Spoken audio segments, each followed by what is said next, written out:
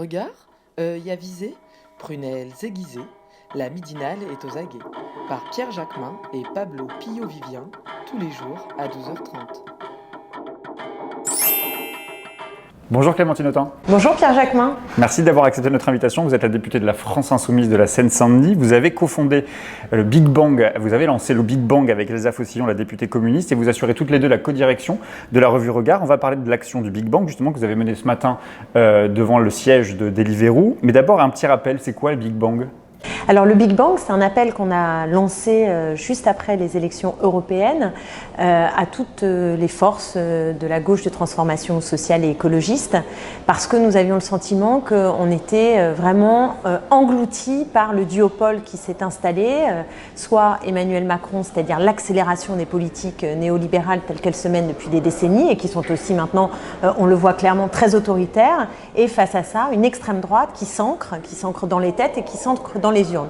Alors le Big Bang, c'était au départ un appel qui a d'ailleurs été à ce moment-là assez suivi en termes de nombre et de qualité de signature au moment de sa sortie au lendemain des européennes, et puis un événement au Cirque Romanès où là aussi on a rassemblé large, puisqu'il y a même eu des débats avec des syndicalistes et des acteurs, actrices du mouvement social, des intellectuels, je ne vais pas commencer à citer, et puis un spectre, je dirais, politique assez large pour interpeller sur la nécessité de construire du neuf sur une voie sociale et écologiste pour justement faire face à ce duopole et susciter un espoir, une espérance enfin. Alors ce rassemblement, vous l'avez prolongé ce matin puisque vous avez organisé une conférence de presse avec vos amis du Big Bang, justement, devant le siège de Deliveroo.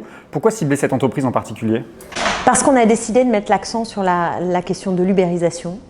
C'est un thème qui nous paraît majeur dans la société d'aujourd'hui, avec cette espèce de retour du travail à la tâche qu'on observe pas simplement en France, partout en Europe et même à travers le monde, et qui symbolise pour nous une espèce d'exploitation 2.0, déshumanisante et de recul des droits et des protections, et donc des conditions de la liberté. Et en même temps, si beaucoup ont recours à ces métiers-là parce qu'il y a un chômage de masse, je ne veux pas faire rappeler ce discours marxiste de base, que évidemment le chômage de masse a une fonction de terroriser tout le monde et de faire accepter ensuite des emplois n'importe lesquels, puisque maintenant on a besoin d'avoir un emploi même pour avoir une identité, pas simplement un revenu, mais aussi quelque part exister dans la société. Donc c'est tout ça qu'on remet en cause et je pense qu'on touche au cœur aussi de ce que doit être un discours de notre famille politique bien remplie, qui parle souvent statut, etc., mais peu du contenu du travail. Et à travers l'ubérisation, je pense qu'on peut tenir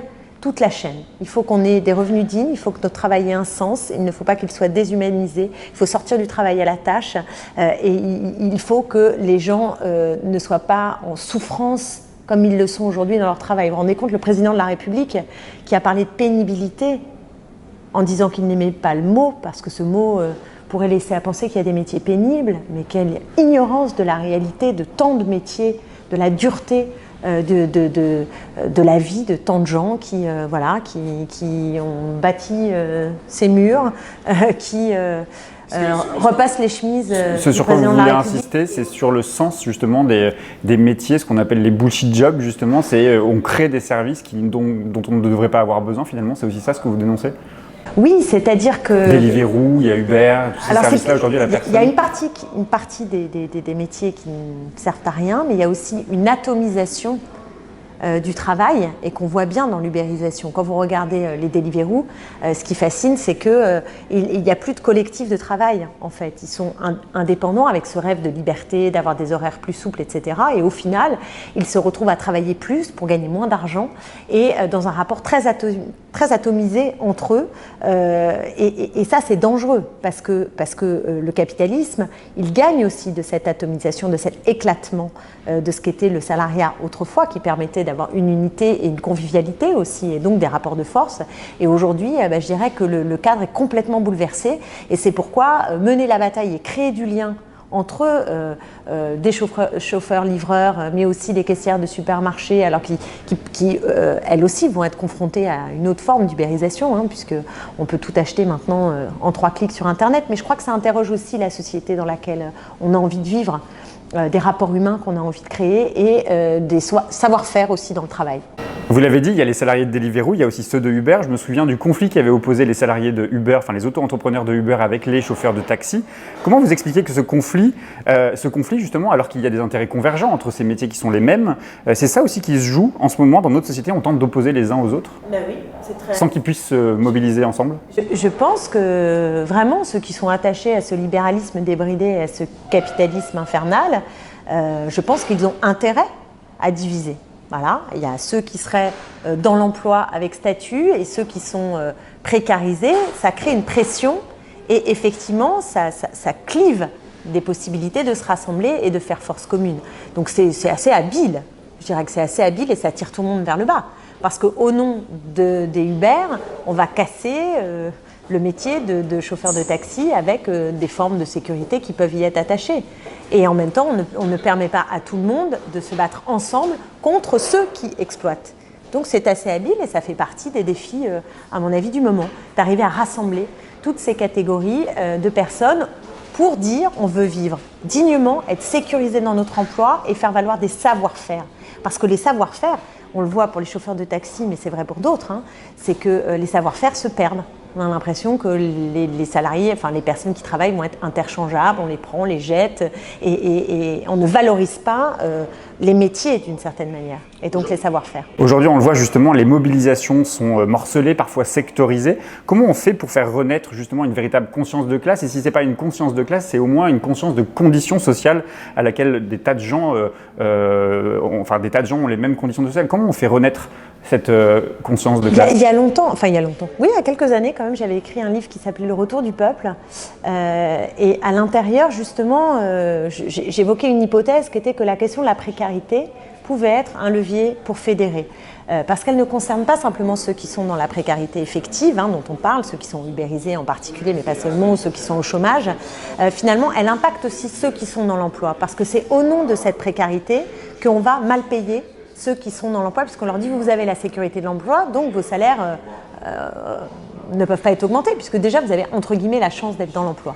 Donc autour de la précarité, je pense que se joue quelque chose que nous pouvons dénoncer ensemble et qui nous relie pour imaginer un monde qui n'est pas intégralement sécurisé, parce que la vie n'est pas sécure, hein, mais puisque la vie n'est pas sécure, ce qui est important, c'est que la société soit capable de créer les conditions d'un apaisement, d'une vie digne, d'une rémunération partagée, et je pense que ça c'est possible. Mais il faut penser de nouveaux statuts et il faut repenser le contenu du travail en même temps. Cette précarité, on la voit aussi en ce moment dans les mobilisations en cours, on le voit dans les EHPAD, on le voit chez les agriculteurs, on le voit, je pense aux urgentistes, on le voit dans le corps enseignant aussi. Vous avez bon espoir justement pour que justement cette prise de conscience aboutisse à ce que tout le monde appelle de ses voeux la convergence des luttes? À part du Gramsci, l'optimisme de la volonté et le pessimisme de l'intelligence, je ne peux pas répondre vraiment grand-chose. Moi j'ai la volonté qu'on aboutisse, j'ai la volonté que ça prenne. L'année dernière, on a eu la mobilisation des Gilets jaunes avec force. On a les jeunes pour le climat aussi, et c'est à mon avis une des questions majeures de notre époque. Donc il y a des efforts de convergence. Il faut pousser à ces convergences, mais aussi au sens bien sûr, de là où ça va, parce que il peut y avoir des contestations qui ne cotisent pas nécessairement du côté du progrès humain. Alors moi j'ai espoir parce que je pense que dans la jeunesse il y a des choses importantes qui se passent et dans les luttes sociales aussi. Encore faut-il que tout ça converge et qu'il y ait une espérance sur le plan politique. Parce que plus on a un correspondant et une espérance sur le plan politique, plus on lutte, et plus on lutte, plus il y a de l'espérance. Donc il y a une maïotique comme ça qui fonctionne ou qui dysfonctionne, et une course de vitesse, pardon de le dire, mais une grosse course de vitesse aujourd'hui avec l'extrême droite. Donc faut y aller là. Dans la mobilisation de ce matin, la conférence de presse à laquelle que vous avez initiée, vous appelez aussi à d'autres formes de consommation, d'autres formes de production. Est-ce que ça veut dire qu'il faut interdire aujourd'hui certaines pratiques? Est-ce que vous plaidez notamment par exemple pour la décroissance? En tout cas, je pense que l'horizon de la croissance n'est pas un horizon acceptable du point de vue non seulement de la soutenabilité par rapport à l'écosystème, mais aussi, je dirais, par rapport au sens à faire société. On le sait maintenant, les indicateurs tels que le PIB, etc., ils ne mesurent pas ce qu'est vraiment la richesse. Et il y a toute une réflexion qui est présente chez les jeunes ou chez les intellectuels ou chez plein de gens d'ailleurs aujourd'hui, qui se demandent c'est quoi la richesse? Est-ce que la richesse, c'est de pouvoir toujours consommer plus? Est-ce que la richesse, c'est de rêver de devenir milliardaire? C'est une vraie question. Bon, nous, on ne pense pas ça.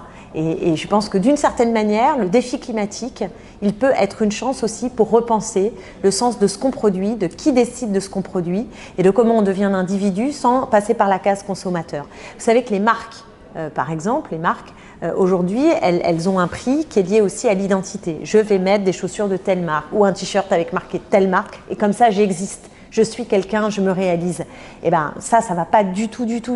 Et je pense que c'est ça aussi qu'il faut qu'on pense, qu'on remette en cause, c'est que le sens à la vie ne peut pas être soluble dans ce consumérisme débridé. Et on est en train, je crois, d'en prendre conscience, de prendre beaucoup de distance avec ça, parce que c'est pas possible pour la planète, donc pour l'humanité, mais c'est pas possible non plus, encore une fois, pour le sens de la vie. Et on a besoin, pas de pouvoir d'achat, à mon sens, on a plutôt besoin de pouvoir vivre dans la dignité et de remettre, on n'en parle pas assez sur le plan politique, aussi la culture et l'éducation au cœur de notre projet et de ce qu'est la richesse et le développement. Justement, à propos de culture, l'ubérisation de la société, c'est l'objet du film de Ken Loach, qui sera d'ailleurs l'invité de la Midinale mercredi prochain, le jour de la sortie du film.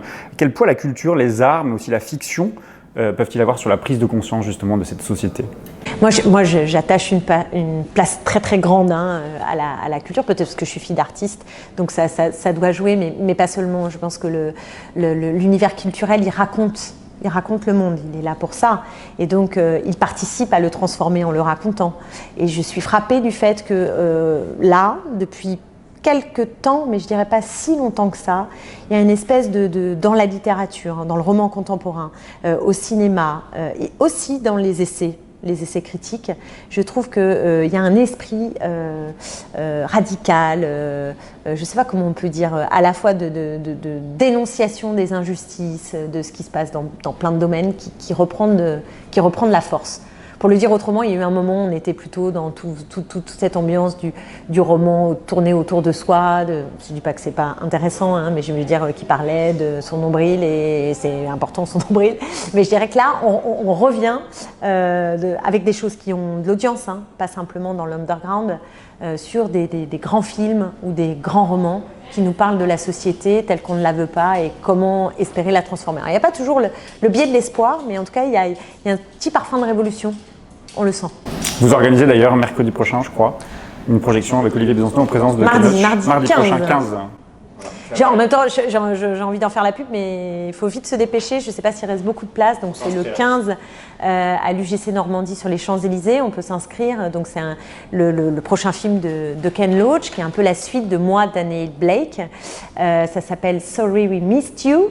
Et précisément, c'est sur un chauffeur-livreur, donc typiquement quelqu'un qui croit en l'ubérisation et qu'il va devenir indépendant et pouvoir s'acheter une maison. Il vit avec une aide-soignante à domicile qui a des horaires infernaux.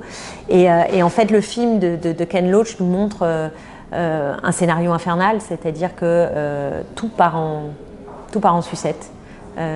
Et c'est terrifiant, c'est-à-dire que non seulement il ne va pas gagner l'argent dont il rêvait, mais il va être pris dans un cycle infernal où son gamin va déconner à l'école, où il va être dans un espèce de système de survie, et elle aussi, et c'est le couple, la famille, tout s'écroule. Et le film nous raconte ça, donc c'est un film bouleversant qui suscite, je crois, de la colère, et je suis ravie que Ken Loach soit présent et qu'on puisse en faire quelque chose de politique. Je crois que c'était son souhait aussi, pas simplement d'être projeté dans des salles et plaire à des cinéphiles. Ken Loach, 2 fois Palme d'Or à Cannes, un grand réalisateur, mais je connais ses convictions, on les connaît tous, et on sait qu'il est aussi quelqu'un qui veut, par ses films, interpeller, susciter quelque chose qui fasse naître de l'envie politique. Et donc c'est pour ça qu'on animera ce débat avec Olivier Besancenot. J'ai une dernière question, Clémentine Autain. Vous êtes aussi particulièrement mobilisée sur l'urgence climatique. Vous avez interpellé hier la ministre de l'écologie, Elisabeth Borne, sur la mobilisation des jeunes et de la mobilisation plus large d'ailleurs d'Extinction Rebellion. Elle vous a répondu en vous disant que l'heure n'était plus à l'alerte, l'heure n'était plus à alerter, mais que l'heure était aux solutions. Une réponse assez édifiante quand même de la ministre, parce qu'on a envie de lui renvoyer. L'heure est plus à l'alerte, on est bien d'accord, et c'est pourquoi les jeunes sont si mobilisés et font des actions de désobéissance civile, un peu plus coup de poing que parce qu'il faut monter d'un cran, parce que visiblement ils n'entendent pas. Donc ils disent oui, la communication, c'est l'écologie de la communication, je ne sais pas comment appeler ça autrement, parce qu'ils sont capables d'aller faire des grands discours, de signer la COP21, et puis après de faire des traités de libre-échange dans tous les sens, le CETA, le GEFTA, je ne sais pas quoi, qui en fait accélèrent le commerce internationales, ce qui tourne le dos à des objectifs du point de vue carbone tels que demandés par ces jeunes et par d'autres, d'ailleurs collectifs de jeunes pour l'environnement, pour le climat. Et la ministre ne voit pas qu'il y a une contradiction entre les actes qu'il pose. Là, je parlais de macroéconomie, mais on peut parler de micro-local. Moi, je suis engagée sur Europa City, par exemple.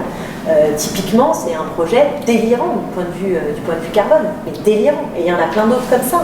Donc, comment est-ce qu'on peut avoir des beaux discours, des paroles comme ça, qui s'enchaînent pour dire oui, le climat, blablabla, et en même temps, très concrètement, mener des politiques qui, non seulement ne sont pas volontaristes pour investir, par exemple, dans la rénovation thermique des bâtiments, les transports publics, tout ça qui nécessiterait de sortir de l'austérité budgétaire, mais même, à minima, de ne pas accroître des projets, des traités internationaux qui sont complètement à l'envers de ce qu'on signe à la COP21. Franchement, j'aurais envie de dire, c'est du foutage de gueule. Excusez-moi, je ne trouve pas d'autres mots. C'est bien dit. Une dernière question quand même, c'est parce que ça me fait penser à une chose quand même, et j'aimerais vous faire réagir là-dessus. Ségolène Royal a été visiblement...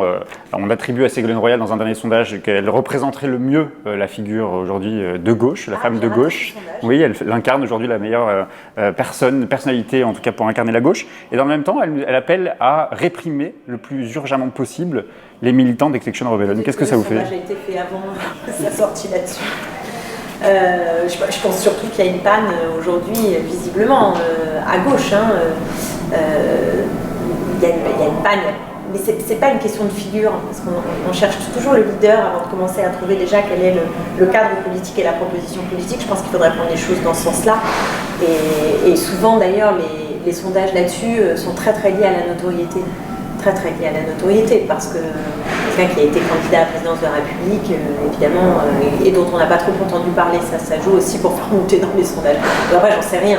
Je m'intéresse pas tellement à ces courbes-là. Je pense que le plus urgent pour l'instant, c'est de travailler à de nouvelles convergences pour faire émerger un projet politique qui rassemble plus largement qu'aujourd'hui, parce que sinon, franchement, la catastrophe peut arriver, vraiment.